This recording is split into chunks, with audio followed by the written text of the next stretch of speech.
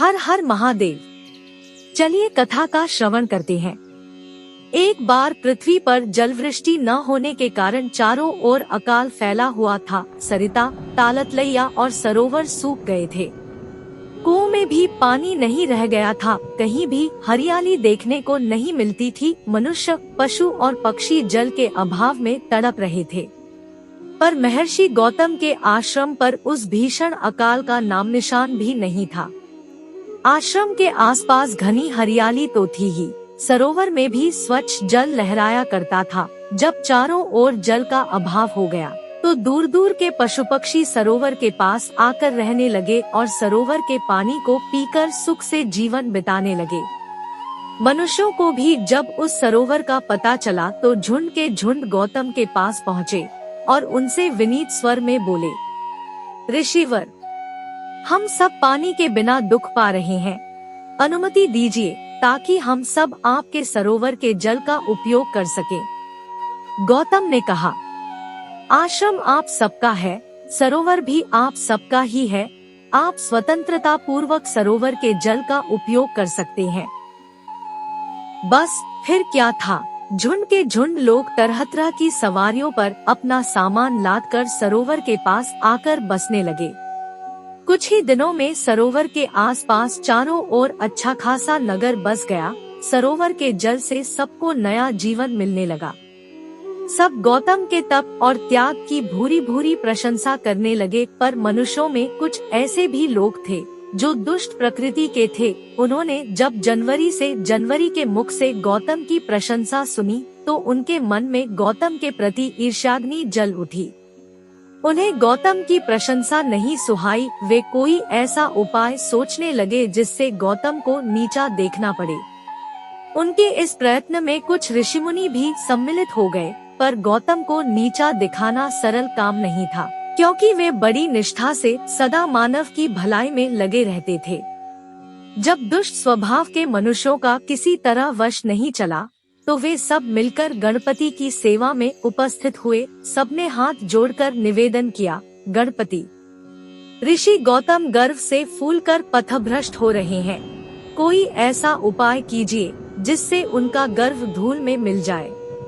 गणपति ने कहा, आश्चर्य है, आप लोग गौतम के संबंध में मन में ऐसी धारणा रखते हैं। गौतम तो तप और त्याग की मूर्ति है। उन्होंने वरुण की उपासना करके उस स्वच्छ जल वाले सरोवर को प्राप्त किया। यदि आज वह सरोवर न होता तो क्या आप लोगों का जीवन सुरक्षित रह सकता था? पर उन दुष्ट मनुष्यों के हृदय पर गणपति की बात का कुछ भी प्रभाव नहीं पड़ा। वे अपनी बात पर अड़े रहे और प्रार्थना पूर्वक गणपति से आग्रह करते रहे। गणपति ने विवश होकर कहा, आप लोग नहीं मानते तो मैं कुछ करूँगा, लेकिन उससे आप लोगों का ही अहित होगा। गणपति की बात सुनकर दुष्ट स्वभाव के सभी मनुष्य तुष्ट होकर अपने अपने घर चले गए। एक दिन दोपहर के बाद गौतम अपने आश्रम की वाटिका में पुष्पों के पौधों को सींच रहे थे। हठात एक दुबली पतली गाय वाटिका में घुसकर पौधों को खाने लगी। गौतम गाय को पकड़कर उसे अलग कर देना चाहते थे, पर ज्यों ही उन्होंने गाय को हाथ लगाया वह गिर पड़ी और निष्प्राण हो गई। यह देख गौतम स्तब्ध रह गए और गाय की ओर देखकर बोले, ओह, यह कैसा अनर्थ हो गया। तभी गौतम के कानों में एक आवाज पड़ी, गौतम पापी है, गाय का हत्यारा है। गौतम ने पीछे मुड़कर देखा, बहुत से लोग खड़े थे, उनके साथ कुछ ऋषिमुनि भी थे।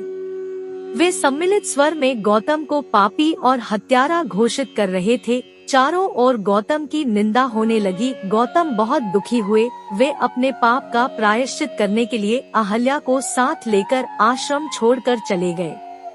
दुष्ट स्वभाव के मनुष्य बहुत प्रसन्न हुए, उनका मनचाहा पूरा हो गया। गौतम एक वन में गए। वन के वृक्षों को काटकर उन्होंने एक कुटी बनाई और वहां रहकर तप करने लगे। अहल्या दिन रात उनकी सेवा में लगी रहती थी। तप करते हुए गौतम को बहुत दिन बीत गए। प्राय ऋषिमुनि भी वहां आया करते थे। उन्होंने गौतम से कहा, तब से गौ हत्या का पाप दूर नहीं होगा। यदि आप भी गौ हत्या के पाप से मुक्त होना चाहते हैं तो गंगा में स्नान कीजिए। पर गौतम गंगा में स्नान करें तो कैसे करें? गंगा तो वहाँ थी ही नहीं। गौतम गंगा को प्रकट करने के लिए भगवान शिव की आराधना करने लगे। गौतम के तप, त्याग और आराधना से भगवान शंकर प्रसन्न हुए। वे प्रकट होकर बोले, महामुने, मैं आपकी आराधना से प्रसन्न हूँ, बोलिए आपको क्या चाहिए? गौतम ने निवेदन किया, प्रभु, मुझे गौ हत्या का पाप लगा है, कृपा करके मुझे गंगा दीजिए, मैं गंगा में नहाकर पाप से मुक्त होना चाहता हूँ।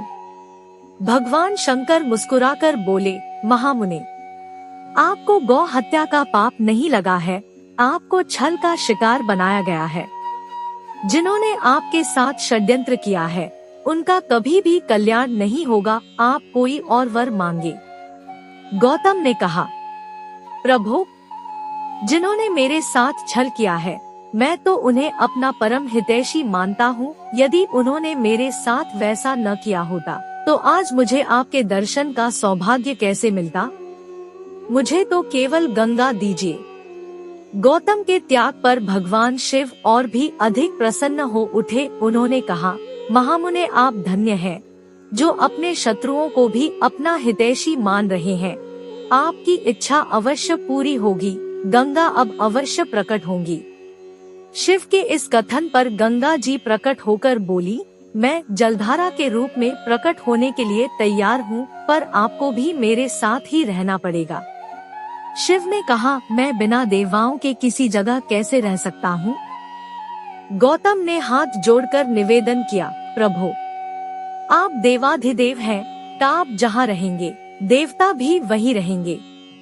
गौतम के कथन पर शिव मुस्कुरा उठे। उनकी मुस्कुराहट के साथ ही 7 देवता वहां उपस्थित होने लगे। देवताओं ने कहा, हम अवश्य यहाँ रहेंगे, प्रकृति के रूप में निवास करेंगे, भांति भांति के फूल बनकर खिलेंगे, हरी हरी फसलों के रूप में लहराएंगे और हरितमा के रूप में चारों ओर छा जाएंगे। देवताओं के कथन के साथ ही गंगा की जलधारा फूट उठी और हर हर ध्वनि के साथ लहराने लगी। उस जलधारा के प्रभाव से अकाल दूर हो गया, धरती तृप्त हो गई। गौतम के तप से प्रकट हुई उस जलधारा का नाम पड़ा गौतमी। कालांतर में गौतमी ही गोदावरी बन गई। कथा का श्रवण करते समय शब्दों की त्रुटि हुई हो तो मुझे क्षमा करें और कमेंट में हर हर महादेव लिख दे।